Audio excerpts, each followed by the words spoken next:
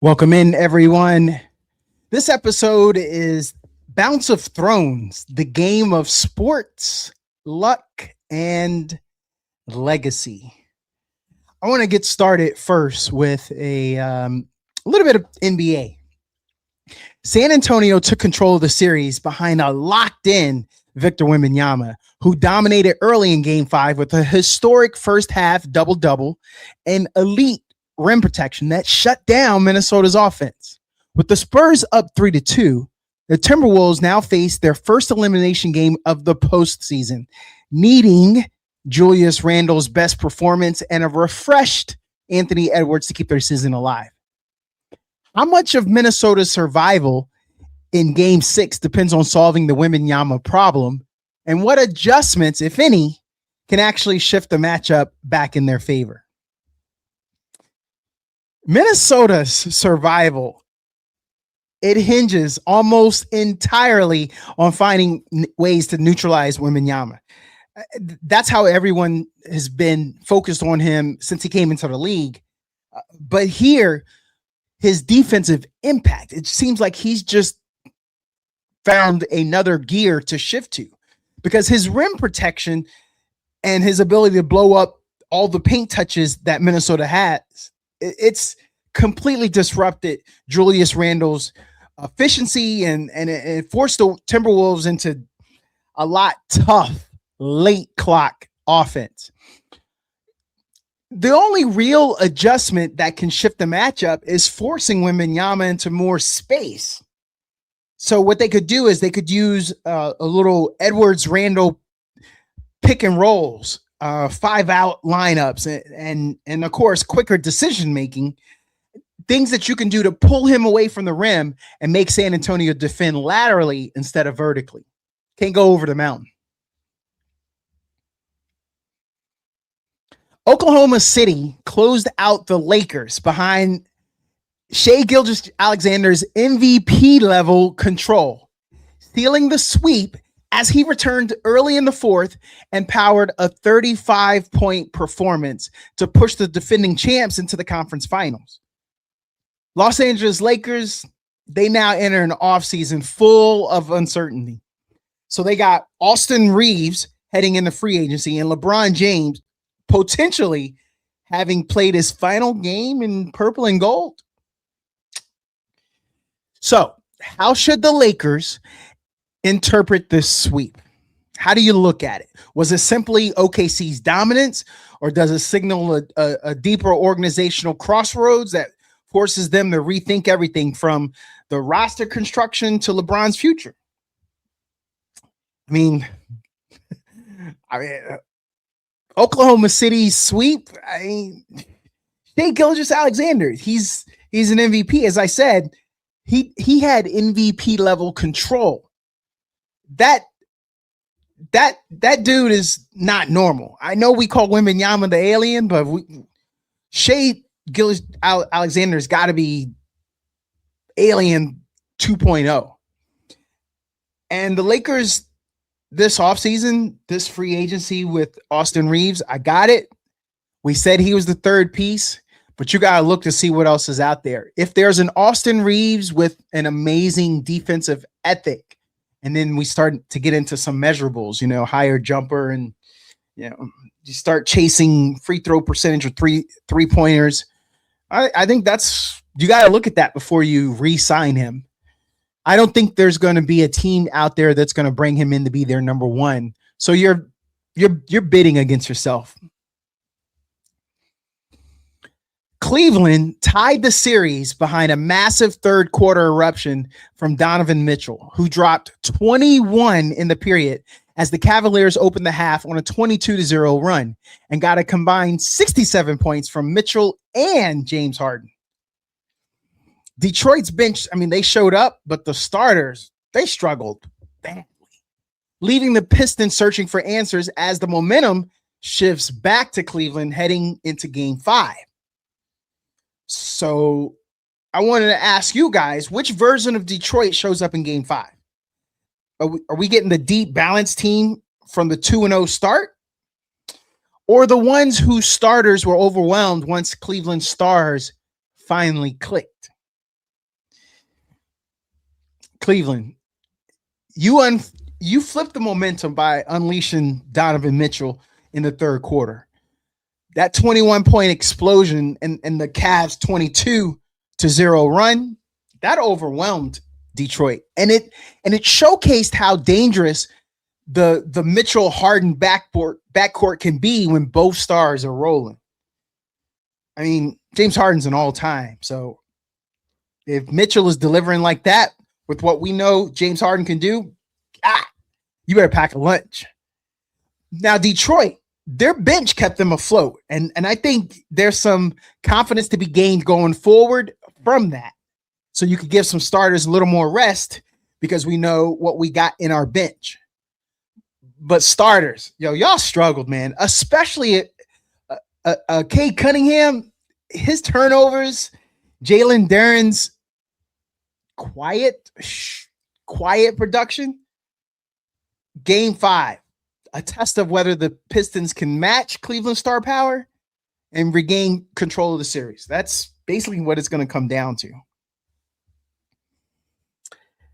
New York overwhelmed Philadelphia with the level of cohesion and shot making that few expected, punctuated by a Game 4 performance that tied an NBA playoff record with 25 made threes and showcased a team peaking at exactly the right time. With the sweep complete, the Knicks now head into the next round looking far tougher and more battle ready than their regular season matchups against Detroit or Cleveland might have suggested. Are the Knicks simply riding a hot shooting stretch, or have they genuinely evolved into a playoff hardened team capable of dictating the terms against either Detroit or Cleveland?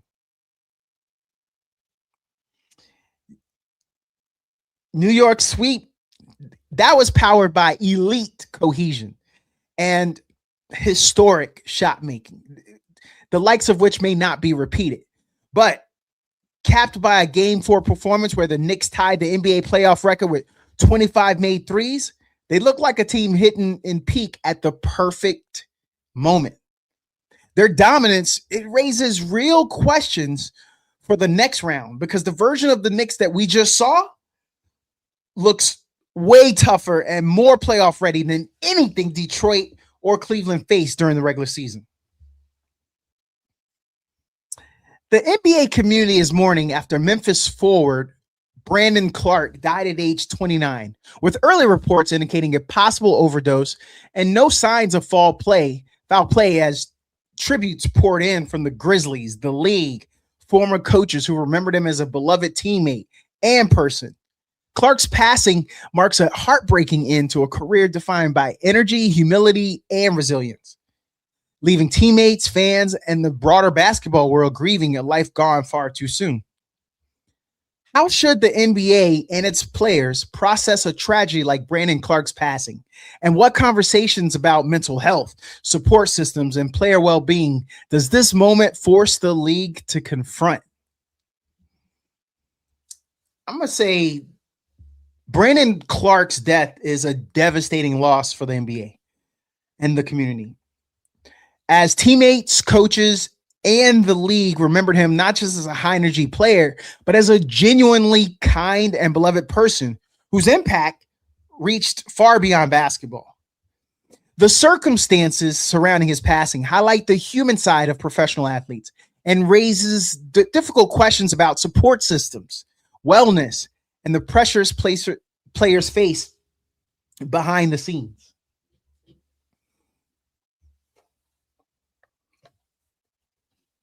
Jason Collins, the NBA's first openly gay player and a global ambassador for inclusion, has died at age 47 after a courageous battle with stage 4 glioblastoma, leaving behind a legacy that reshaped sports culture far beyond the court. Tributes from across the league highlighted his impact as a trailblazer, a unifying presence, and a symbol of courage whose authenticity changed lives.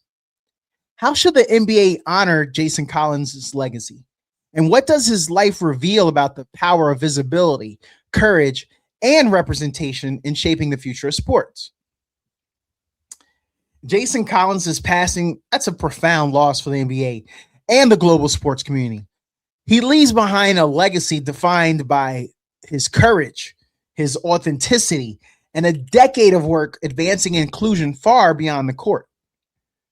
His life and battle with glioblastoma highlight both his personal strength and the lasting impact he made as a trailblazer whose visibility changed sports culture for future generations.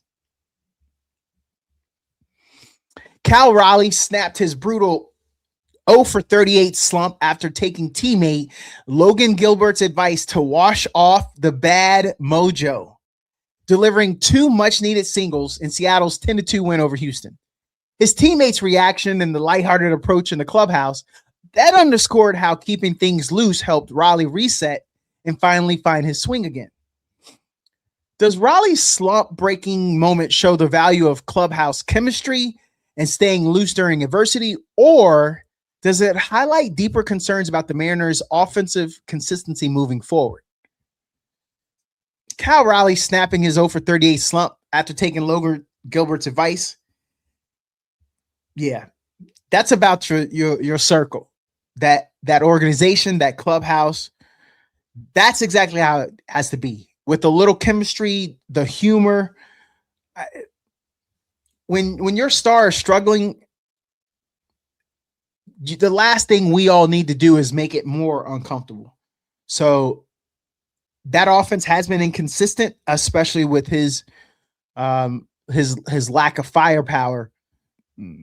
But I think this proves that that team can weather the storm for the long run, as now they got to make a push for that playoffs.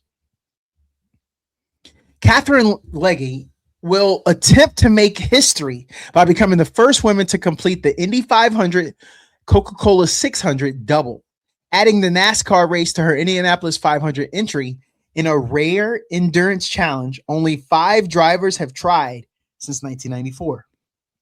At 45, Legge, she sees the feat as a chance to showcase what's possible through determination, even as the physical and logistical demands make it one of motorsport's toughest tests.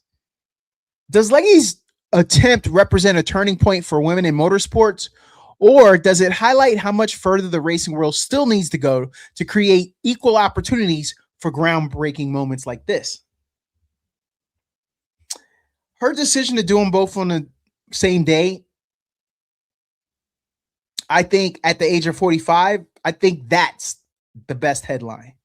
I think her attempt underscores her personal determination and the rarity of the feat. Only 5 people have tried this since 1994, and none have been women. Boom. Mic drop. Girl, do your thing and walk off. The 76ers parted with Daryl Morey after 6 seasons and multiple playoff disappointments, choosing instead to retain Nick Nurse while Bob Myers steps in to lead the search. They're going to have to find a new head of basketball operations. With major contracts on the books and no conference finals appearances since 2001, Iverson years, Philadelphia is signaling a full reset in how the franchise will be built around Joel Embiid and Tyrese Maxey. Does this front office shakeup give the 76ers a real chance to reshape their identity around Embiid and Maxey, or does it expose deeper structural issues that no executive change can fix? I mean, moving on from Daryl Morey after repeated playoff shortcomings, what's wrong with that? You're choosing stability on the bench by keeping Nick Nurse, and Bob Myers will take over for the search for a new top executive. Look, they have massive contracts committed to Embiid, George, and Maxey. The Sixers are signaling that a reset in roster building philosophy, as they're going to try to reshape a team that, hasn't broke through the conference finals in over 2 decades. Texas coach Steve Sarkisian escalated the SEC war of words by taking a shot at Ole Miss's academic standards, prompting quick clapbacks from Florida's John Sumrall and adding fuel to an already tense stretch of offseason drama. With Lane Kiffin's earlier comments about recruiting and campus perception still circulating, the rivalry-driven back and forth now has the conference buzzing ahead of spring meetings. Is this exchange just harmless SEC gamesmanship, or does it reveal deeper tensions about academics, recruiting narratives, and how programs try to gain an edge off the field? Yo, Steve Sarkisian, he escalated. He threw gasoline on the fire. That offseason drama in the SEC, yep, it's just going to burn, baby.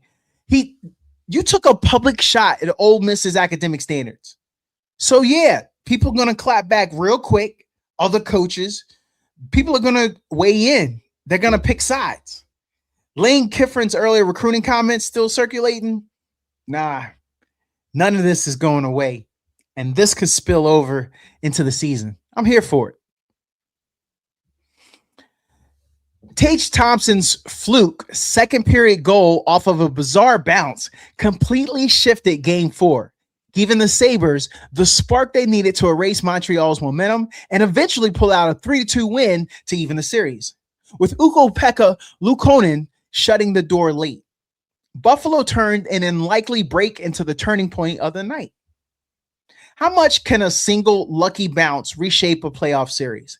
And does Buffalo's response in Game 4 suggest they're better equipped than Montreal to handle the emotional swings of postseason hockey? Listen, that fluke goal, that flipped Game 4. Buffalo has the momentum swing that they needed desperately, and Montreal surge. The series is even now. Combined with Ukko-Pekka Luukkonen's strong return in net, the Sabres turned one lucky break into a defining moment that sidelined doubt and steadied their emotions and changed the game's trajectory. All right. Let's talk about some NFL offseason questions. Why didn't Miami trade Devon Achane? Well, Miami sees Achane as a long-term foundational piece alongside Aaron Brewer and Jordan Brooks, not someone to unload during a reset. So unless a team offered a first rounder, which no one does for a running back, who will also soon need a big contract, they're not doing it. Miami believes extending him gives him more sense. It makes more sense than trading him. So that's why they did it. Why didn't Dallas extend George Pickens? Okay, first of all, Dallas wants to see Pickens repeat his production before committing big money, especially since they already paid CeeDee Lamb $34 million per year. So Pickens' past concerns about consistency and focus make the Cowboys cautious about locking in a massive contract after just one strong season. Why didn't the Giants draft Caleb Downs at number 10? New York was committed to using one of its top 10 picks on offense to support young quarterback Jackson Dart. And Francis Mauigoa was their top offensive line target. They viewed Arvell Reese at number 5 as their defensive cornerstone, making it less likely they double dip on defense in the top 10. It was simple as that. Why didn't the Vikings trade J.J. McCarthy? Well, the Vikings have already paid most of McCarthy's rookie deal, and they wouldn't get close to the draft value that they invested back in the trade. They still hope that Murray's arrival pushes McCarthy to reset, develop, and keeping the door open for him if Murray doesn't stay healthy. That's the thing. Why didn't the Steelers push harder for a quarterback upgrade? The Steelers liked what they got from Rodgers last season, and they prefer continuity, even though he hasn't re-signed yet. Pittsburgh historically sticks with the status quo. They have stability over big swings, even if it means staying in the middle of the pack, and they will. Why didn't the Browns cut Deshaun Watson? Watson's $46 million salary is fully guaranteed whether he's on the roster or not, so cutting him provides zero financial benefit. With no clear replacement yet, Cleveland figures that they might as well see if he can give them anything before his disastrous contract finally expires. Why didn't the Texans extend C.J. Stroud? Stroud's late season and playoff struggles, including a season-endingly poor divisional round performance, that made the Texans want another year evaluation. And they can afford to do that because there's no major quarterback extensions out there anywhere. So Houston isn't under pressure to beat the market, and they can afford to wait. Why didn't the Seahawks give Sam Darnold a new deal after winning the Super Bowl? Well, they believe that he's already paid appropriately, and they refuse to give top-tier quarterback money to a non-elite quarterback. Their roster-building philosophy, avoiding oversized quarterback cap hits, is what they believe enabled them to build a championship roster. He signed that contract. They believed in him, and I don't think he's going to hold out. I think he's going to show up and play. You don't get what you deserve, you get what you negotiate. Why didn't the Rams draft more immediate help for 2026? Well, the Rams believe that they were a couple of bounces away from a Super Bowl last year, and they didn't see any major roster holes needing urgent fixes. If you think, put in the comments down below. Drafting quarterback Ty Simpson at number 13 was about securing life after Stafford, not chasing marginal short-term upgrades. Why didn't the 49ers trade Brandon Ayuk? Every team knows the 49ers will likely cut Ayuk before his $27 million salary becomes guaranteed. So no one is offering trade value now. San Francisco is in no rush. They can wait to see if a team gets desperate enough to offer a pick before releasing him.